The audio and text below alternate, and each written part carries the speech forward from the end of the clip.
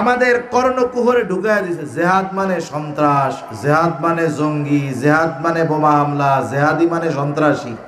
এ কথা ঢুকাই দিছে না আমাদের কানের মধ্যে? কেন ঢুকাইছে জানেন?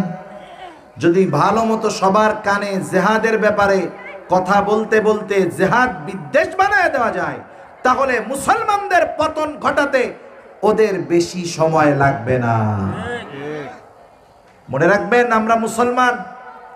জেহাদ মানে সন্ত্রাস নয়, জেহাদ মানে অন্যের ভূমি দখল নয়, জেহাদ মানে অন্যের সম্পদ দখল করা নয়, অন্যের ভূখণ্ড কেড়ে নেওয়া নয়, বরং জুলুমের অবসান একমাত্র ঘটতে পারে জেহাদের মাধ্যমে। ঠিক কিনা বলে?